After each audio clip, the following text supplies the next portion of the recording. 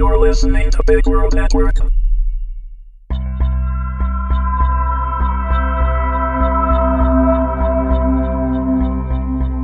Incubus, Season 2, Episode 2, written and read by Amanda Meuwissen. Wrong, Nathan said, frowning as he pushed up out of his chair. Damn it. Come on, Jim, we better go check on him. Nathan knew only too well what it was like to lose family.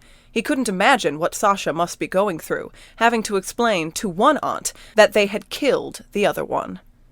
Sasha's voice became distinguishable the moment Nathan and Jim exited the hotel's main door, even from all the way around the back of the building.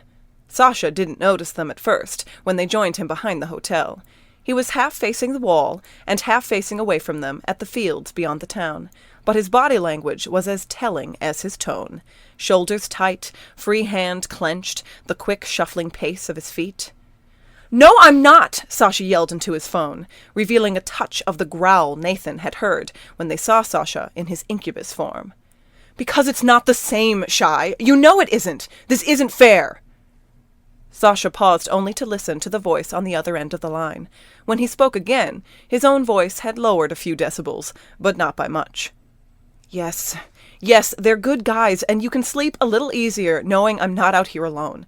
But that doesn't mean I don't—" He cut off abruptly, making a sharp turn to the wall that gave Nathan and Jim a view of his stiff profile. Sasha's face was almost as red as his hair.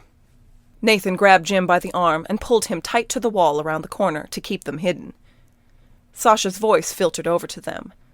"Shy, if there had been any other way," he said, trailing. I can't accept this. I didn't do anything wrong. I'm out here trying to help people." A tug on Nathan's sleeve made him glance up to find a very concerned Jim. Nathan just shrugged and shook his head. He missed whatever Sasha said next, but a moment later he heard Sasha spout some angry goodbyes, and there was the sharp click of a cell phone flipping closed too fast. The silence that followed was thick. Nathan risked peering around the corner and saw that Sasha was still facing the wall. He had his cell phone in his left hand, but his right was pulled into a tight fist. Reeling back with something of an inhuman roar, Sasha punched the brick in front of him so hard that there was a definite crack. And, by the look of the aftermath, the blow did more damage to the wall. Sasha's right hand had become that of his incubus self, black and taloned.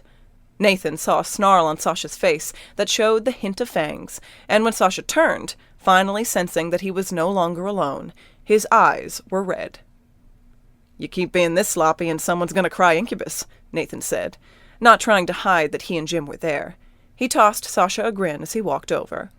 The redhead's features immediately morphed into his human disguise. "Yeah, I swear I'm not usually so stupid," he said, and turned with a grimace to look at the dent left in the bricks. "You okay?" asked Jim. "I'm guessing your aunt didn't take the news too well." "No, it's not that," Sasha said. "She understood. The Council of Elders told her about the body right away, so she already knew. She's disappointed, but in Sabine, not me. She's not angry with me." "Then, if that argument wasn't about her reaction to the hunt," Nathan said, waiting for Sasha to fill in the blanks. Blue eyes looked up, a little too bright-looking, like maybe Sasha was trying too hard to make them look human after losing control. "The Council knows it was me," he said. "I don't know what I thought they'd do, how I thought they'd react. I knew they wouldn't retaliate by coming after us. Sabine had to be stopped. But now, I'm just a kinslayer to them. I've been a SEAL for years, but I've never killed my own." Jim moved closer to Sasha, placing a hand on his arm like he had that night in the alley, a simple "I'm here for you" gesture and accompanying expression of empathy that Nathan could never quite get the hang of. Nathan wanted to do something too, but he couldn't think of anything that wouldn't seem completely inadequate. He looked to Walter, who had remained visible during their trek to the back of the building, and thought he understood what it must be like for Walter all the time, only capable of little more than watching. They told my aunt to tell me," Sasha said, clenching his eyes shut as if to stay tears. "I'm not allowed to go back. Ever. They won't let me go home." Jim's hand gave an instinctive squeeze as a stray tear escaped down Sasha's face. Sasha was managing rather nobly to keep from crying outright, so Nathan wasn't about to grudge him that. Nathan didn't know what it was like to have a home anymore. He and Jim had been transients since before they were teenagers. But although Sasha lived a similar life to theirs, being a seal, he also lived another one. He was an incubus. He had family. Even if he rarely got the chance to go home to that part of the Vale, he had always been able to go back when he wanted to. "I can't believe they banished you just like that," Jim said. "How can they do that if they understand it needed to be done? It isn't right. You did what they couldn't, so they punish you? And you didn't even do it. I mean, I struck the blow. Maybe you can tell them." "It won't matter. It was my hunt, my responsibility," said Sasha. "It's all the same to the council. They'd probably say I should have caught her and brought her home for rehabilitation." "Right," he huffed. "You can't change hundreds of years of psychological progression. She didn't give me a choice." "No, she didn't," said Nathan. And he said it with more finality than Sasha had, because he figured Sasha needed a little convincing. "She would have killed that girl. In the fight, might have killed any one of us. It was our hunt, and we did what we had to. If those elders want to think differently, let them. You're not getting kicked to the curb by us. You'd be more likely to run away after putting up with us for a while longer." Sasha laughed at Nathan's try for humor, even despite his drying tears, but he didn't look truly soothed. "Come on," he said, wiping quickly at his eyes before forcing a smile. "We have another stakeout to get to, remember? We should go." Nathan could tell Jim wanted to say more, convince Sasha to talk to them, as was his nature, but sometimes it was best to let things settle. Nathan nodded and let Sasha move past him, giving Jim as severe a look as he could manage to leave things alone for now. Jim didn't contradict him. There was a heaviness in the air as they returned to the hotel, and while it grew lighter with each step back to their rooms, a shadow of it lingered well into the night. When the sun started to dip below the horizon and Nathan and the others were ready to head to the house on 4th Street, they walked the few blocks from the hotel. The house was a well-kept beige and white split level, surrounded by neighbors. It was everything a suburban home should be, complete with neatly cut grass, somewhat eerie-looking lawn gnomes, and wouldn't have been worth much note at all if they didn't know there was a fae inside. "What if she's not home?" said Jim. "Then we stick around until she gets back," said Sasha. "If she is inside, we need to wait for some sign or cue that she really is a dark fae before we act. Right now, I can't sense anything enough to be sure. Can you, Jim?" Jim shook his head. "We'll take things slow, then. I'll go to the back. Nate, you go around to the other side, and Jim, you stay on this one. Keep your eyes open. We'll get her." Nathan moved stealthily across the backyard as the three of them parted ways. Walter had yet to vanish from Nathan's side, and would constantly teleport right in front of him whenever Nathan got too far ahead. Another such appearance had Nathan nearly jumping out of his skin when he reached the detached garage on the other side of the house to find Walter waiting for him.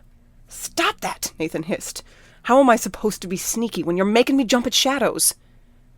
"Something is wrong, Nathan," Walter said. "Sasha and Jim cannot sense anything here. Neither can I. That either means that the woman you mean to watch is not fae at all, or one so powerful she can keep herself veiled. You might need me." What Nathan needed was to move closer to the front of the house so he could actually see inside. There were no windows with clear views from his vantage point. "Nathan, if you're so worried, then why don't you try being useful?" Nathan snapped. "I'm going to try and get a good view from out here. You want to help, Walt? Go in there and tell me what you see." Walter took a breath, or at least gave the appearance of doing so, since he didn't actually breathe. He always looked the same physically, same age, same somewhat tousled blonde hair, and simple black slacks and white button-down shirt. Walter's expressions were the only things about him that ever changed. It bothered Nathan that even after so many years, he still wasn't always able to read them. "As you wish," Walter said, and vanished on the spot. Nathan sighed. It was completely dark outside now, with the sun long set. The small residential area they were in had only one streetlight on either end of the block, but Nathan still felt exposed when he started to move from the garage to the side of the house so he could creep closer to the front windows and look inside. Peering around the corner, even from a strained angle, Nathan could finally see the woman they believed to be their quarry. She was sitting in an armchair, her long dark hair loose around her shoulders, and wearing jewel-tone colors that made her skin seem to glow. It looked as if she was talking to someone, but Nathan couldn't see the full extent of the living room to tell who else might be inside. A few minutes passed of a conversation Nathan was unable to hear, and then the woman got up and left the room. Nathan crouched low, debating whether or not he should sneak closer around the front to keep the woman in his sights, or simply trust that Sasha and Jim would pick up the slack. "Nathan!" Walter's voice had Nathan whipping around, shocked when he discovered the dark-haired woman standing barely a foot from him. He had seen her inside the house only moments before, but somehow she had managed to sneak up on him. Walter was visible next to her, but he was flickering, staring with wide, horrified eyes at both of them. Then he was gone. "Who are you?" the woman asked, in a surprisingly calm voice for finding a stranger on her property in the middle of the night. She really was radiant up close, in a way that only Faye could manage. Nathan leaned away from her, itching to reach for a gun or his ankle blade. He considered making a break for it, just turning and running to avoid confrontation, but when he glanced over his shoulder to see if the way was clear, he saw the same dark-haired woman approaching him. Nathan jerked back against the house. The original woman had not moved. She was still standing in front of him. There were two of them. Pivoting back and forth between the women, Nathan knew he was in serious trouble, especially if Walter was unable to appear before him. Adult twins did not dress alike. He and Jim certainly didn't. But these women were identical in every way, even down to their jewelry. They closed in on Nathan, smiling at him in a perfect reflection of each other. "Oh, we know you," said the second woman. "Yes, now I see. You're Nathan Grier," said the first. "The one with the prized bounty on his head for stealing away his big brother. What do you want with us?" They spoke together.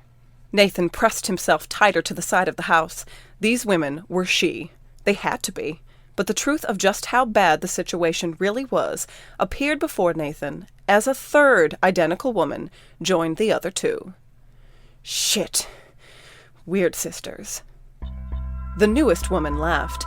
She had something menacing in her suddenly slit eyes that looked almost black.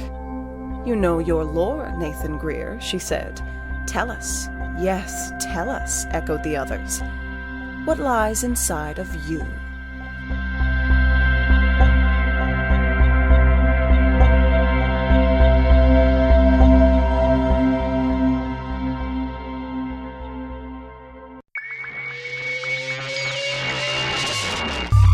You're listening to Big World Network.